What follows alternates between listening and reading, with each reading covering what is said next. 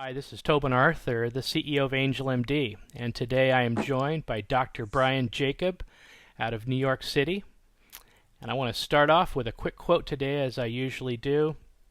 This one today is from Jean Vanier, and the quote is, "One of the marvelous things about community is that it enables us to welcome and help people in a way we couldn't as individuals. When we pool our strength and share the work and responsibility, we can welcome many people, even those in deep distress, and perhaps find them self-confidence and inner healing." And I think it has a lot of applicability to some of the things we're going to talk about today with Dr. Jacob. Yeah, 100%. Community is an amazing concept, right? Community is something that changes with each generation. You grow up with a community. When you and I were kids, it was, the kids on the block that came out to play with you at night until the lights turned off. Today is your social network friends that you have in a social media platform. So community has changed over time. And what's amazing about this is that quote is as true as it was when we were kids as it is now in the digital world. Mm-hmm. Yeah, it's going to be interesting to see how this evolves when our kids are grown up. Things are changing. Frightening. But the one thing that will remain the same, I'm confident, is you will still be using a BlackBerry. There's no question about it that company is alive and well because Dr. Jacob in New York City still uses BlackBerry. Do you have duct tape on it? I think you have duct tape, don't you, holding that thing together? I'm going to defend something for a second. All right. Number one, I have the fastest internet in the world because nobody else is on the internet. Is on the third thing. You guys with the iPhones and Samsung, you guys are on some like LT4 thing. I'm the only one using the network now with BlackBerry, so I get instant network capabilities. The entire BlackBerry bandwidth is going to Dr. Jacob. 100%. I call up for customer service, and they say, "Hi, Brian." I mean, it's great. It's awesome. Brian, before we jump in, why don't you just tell the angelMD community a little bit about your background? Here, general surgeon by trade, in practice on the Upper East Side of Manhattan.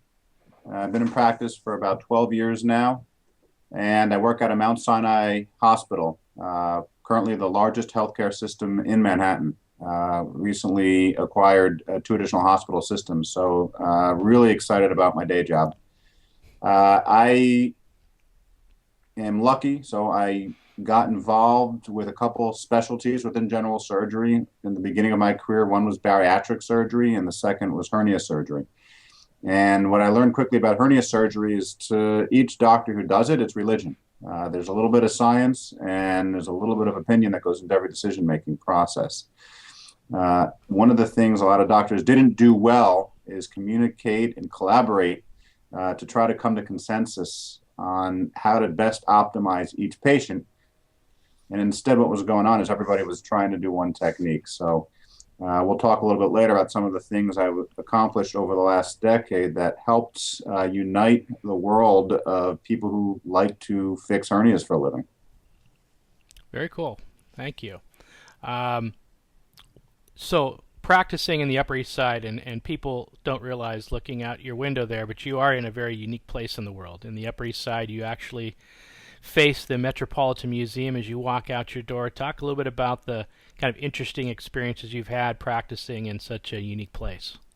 Yeah, most people love to visit New York City, and when they get here, they're like, wow, how do you actually live here? I'm raising 4 kids here, Tobin, and I live around the corner. This is really a dream come true for me. But yeah, out this window behind me here is the Met. We're at 1010 Fifth Avenue. It's on Fifth Avenue between 82nd and 83rd Street. The door is always open from 9 to 5, so if you guys are ever in the city and you just need a place to stay or come by and say hi, open the door and come on in. We'll be greeting you with a smile. But New York is a great place, tons of restaurants, tons of shopping. You really never get bored. There's a buzz you feel the second you get out of a cab, and it never goes away. That's cool. Well, let's jump back a little bit in history. A number of years ago, you formed a company called Inclinks, and you were working on building some technology. Tell us a little bit about how you got that started and some of the things you learned in the process of working on that. Yeah, so the best thing that a doctor can do with their career is leverage their talents into other spaces beyond their comfort zone. And what I realized as I started doing more and more hernia and bariatric work is that there was a component to improving patient outcomes, which involved industry, the medical device company specifically in my world. And there was a whole world of startup device companies that would come to me for opinions about their widget. And it dawned on me that they were coming to me because I was in their network of people they could trust. But their network was limited, and so was the network that I had to introduce them to when they said, well, who else can help me besides you? And so Inclinks was born with that as its instigating factor, in the sense that I wanted to connect these startup company founders with a better, more robust network than they had in their Rolodex. And sometimes those people wanted to find investors, and sometimes those founders just wanted to find people to help them with studies, and sometimes they just wanted an opinion to bounce an idea off of, and that was the end of it. So Inclinks was born to do that, and it was designed initially to connect personalities and business interests between founders and then the investors or the other people on the other side of the network. It was almost like blending, if I can use these other great sites, Match.com, or more appropriate, eHarmony.com, with something like an angel list. And so it was a way to find an individual, not a company, to talk to that would be matched with personality and business interests at the same time, simply to talk about basically the industry or the device or the pharma company and go from there. Excellent. And I want to touch on the industry piece a little bit more in a second, but one other element to that story I think that was also interesting was the fact that you've had a lot of experience with companies coming out of the international markets. Israel in particular has been very active with medical innovation. Tell us a little about some of the things you've learned and observed with respect to that. So this is a great story, Tobin. So as I was taking this concept of wanting to do matchmaking for founders and investors in an app form, one of my business trips to talk about hernia was in Tel Aviv, Israel. And I knew a guy in Israel who's a lawyer. His name is Mor Zahav, and he basically works with mergers and acquisitions. And I was asleep, jet lagged, as we all would be if you travel to Israel. And I wake up in the middle of the night, and I tap my wife on the shoulder. I'm like, I got it. I'm like, this platform should unite startup companies in Israel with money coming out of New York, because it will increase their visibility and likability in a platform which otherwise you wouldn't necessarily have. There's another guy that I got to bring into the mix here. There's a company called Likeable Media. Likeable Media, or likeable.com is the website, is started by an awesome guy named Dave Kirpin. And Dave and I had met a few times and formed a great friendship. And he was focused on how do you create a likable company in the social media world. And a lot sounds intuitive to a lot of people, but really to the masses of people out there, it's not. And there's an art to it, and he mastered it. And so what I wanted to do is create a likable platform for these Israeli startup companies, such that people on the other end could look at it and say, this is a guy or this is a company that I want to meet and I want to invest in, and that would allow an introduction. And so we started to focus on the introduction of two new people. And that's a step in the process of, let's say, an investment that no other company had ever focused on. The very, very first beginning, which is the introduction. So if we could optimize the chance that an introduction was going to lead to an investment, that would be our niche. And that was the focus behind Inclinks. Well, let's continue on that theme a little bit. Speaking of Dave Kirpin and Likeable Social Media, and he does great work, has great stuff, and you have actually implemented quite a few of the things that he advocates in your own practice. And as you said, even though a lot of these things might seem intuitive or common sense, the reality is most people don't do them, and certainly most physician practices don't do them. Tell us your experience there, and how that's affected your practice in particular. Well, social media is, and Dave points this really well out in his books, it's a platform that allows you to be transparent, responsive, and global pretty much for free instantly. And when you have that kind of network where you can be responsive, you suddenly add value to that website. So if you look at any standard website, it's static. There's a piece of information there that you can read. But if you have a question, there's not really any feedback coming out of that website. You got to search for it. In the social network world, if you have a problem with the information you're reading, there's somebody there to reply. And what you don't realize is that instantaneously adds value to that site. Whether it's a widget you want to have a question about, or a technique you have a question about, or a drug you have a question about, someone responds right away, you're stimulated by that, and you will come back to that site again. So what Dave does for companies is says, look, you need to be on social media, not just have your website, because your customers will appreciate the value of your company more knowing that you care. And it's more than just complaints. People may have complaints about your staff. They may have complaints about something not working, but they will also compliment you. They'll also say these things are great. Either way, your responsiveness to it is the most important thing. So, for instance, a great example are all these rating websites. You go there, you write something bad about a hotel room. If the manager of that hotel writes back right away that you've been heard, and we're really sorry that the sheets weren't clean, and we will make sure that we talk to the laundry staff, and that's going to be better. That's a likable company because they're listening even to one client who stayed there. And so that's the premise behind all this. Now what Dave Kerpen's doing is he's doing it for small businesses as well, saying, how do we make these companies likable?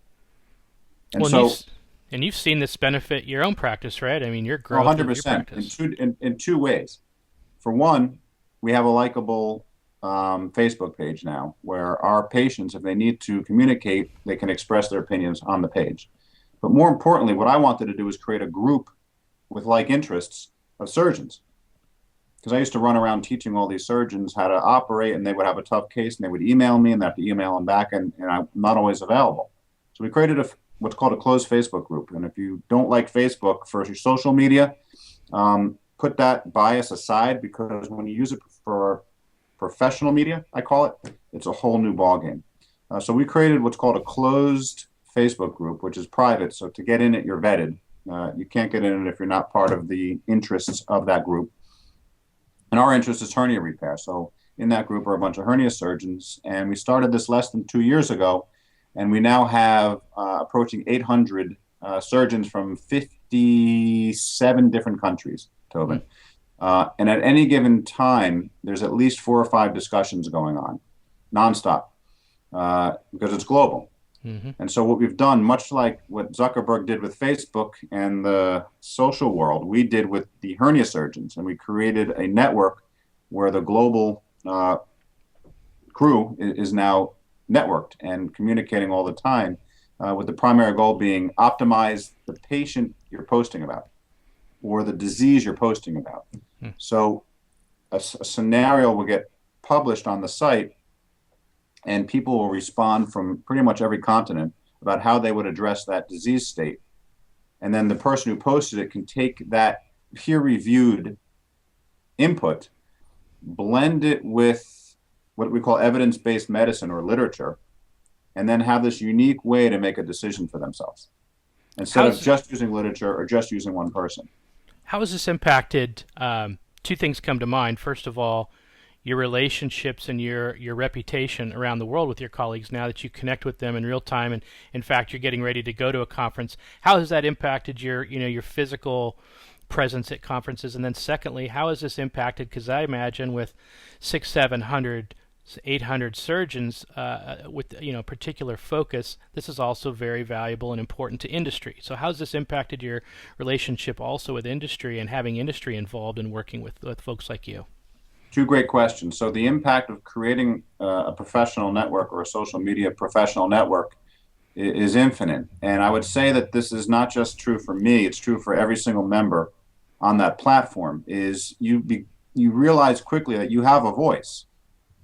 The standard up until social media platforms existed was a conference. And you'd go to a conference, and you know what the biggest problem is at a conference? The leaders speak, and everybody else is a little bit too shy or a little bit not known enough to really raise their hand and have a comment. So what happens on our platform is, whether you're well known around the world or you're just in solo practice in the middle of nowhere without a voice, you have a voice. You can say something. And the more vocal you are and you get peer reviewed, the more quickly your name gets known or your entity gets known. So we have guys who are 1 and 2 years out of practice who are now well known around the world because they have a voice on our site, and they otherwise wouldn't have gotten heard. We have studies that get published that can get promoted instantaneously because the authors are talking about them, as opposed to waiting for someone to passively read them. So it's helped me become a name that's recognized around the world, at least in the small, tiny world of hernia surgeons. But it's helped everyone on the site become a well-known name around the world who's involved with hernia surgeons. So it's not just me. So it's, sites like this, so networks like this really impact. They increase the marketing capabilities of whoever's on that site, as long as what they're contributing is valuable and professional.